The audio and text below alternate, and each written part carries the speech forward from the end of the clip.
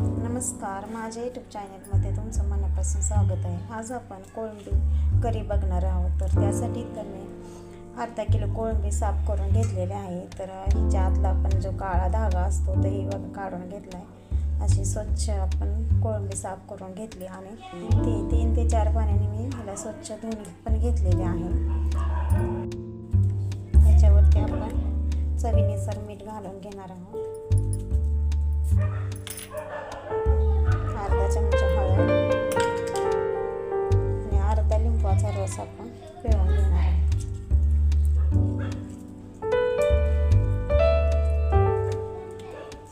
Mix करून 15 ते 20 मिनिटासाठी असंच मॅरिनेट करून ठेवून द्यायचं। तर आपण हे मिक्स करून ठेवून दिले। आता मसाला भाजून घेऊ। कोळंबी करी करण्यासाठी मसाले घेतले, लसूण घेतले, आलू, कोथिंबीर, एक मोठा साईजचा कांदा आणि टोमॅटो घेतले, अर्धी वाटी खोबरं। तर सगळ्यात आपण आधी कांदा भाजून गॅसवरती कढई ठेवली। कढईमध्ये तेल घालून 1 चमचा तेल घालून घेतले।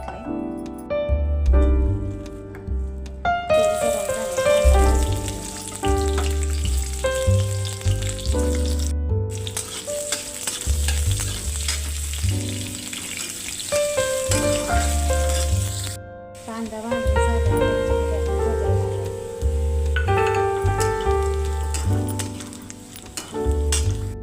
चिरलेले टोमॅटो घालून सर्व मसाला आपण भाजून काढून घेतला। याच्यामध्ये आपण लसूण आणि अद्रक घालून आणि थोडी कोथिंबीर। हा मसाला आपण थंड करून घेऊ। तोवर आपण कोळंबी फ्राय करून घेऊया। कोळंबी फ्राय करण्यासाठी आपण कढईमध्ये तेल घालून 2 ते 3 चमचे मी तेल घालून घेतलं। तेल गरम झाले, मॅरिनेट केलेले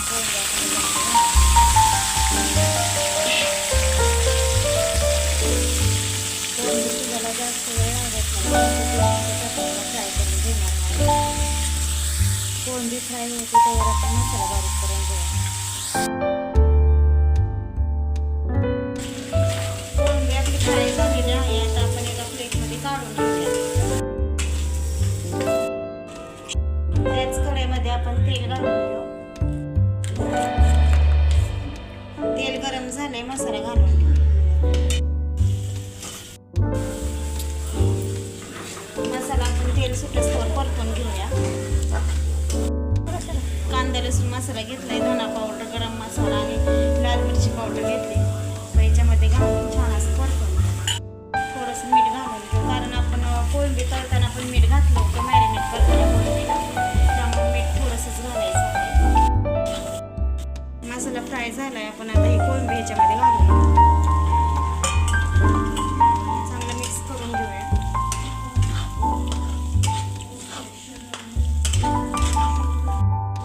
गरजेनुसार आपण याच्यामध्ये पाणी घालून घेऊ।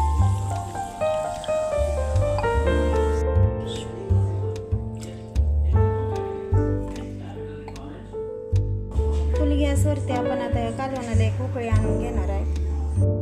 आपल्या कोळंबी करीला उकळी आलेली आहे। आता आपण मीडियम गॅसवरती 5 ते 7 मिनिटं शिजवून घेणार आहोत।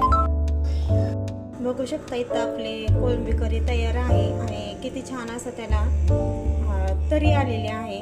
तर तुम्हाला व्हिडिओ आवडल्यास लाईक करा, शेअर करा। चॅनलवर नवीन असाल तर चॅनलला सबस्क्राईब करा आणि कृपया माझ्या चॅनलला सपोर्ट करा।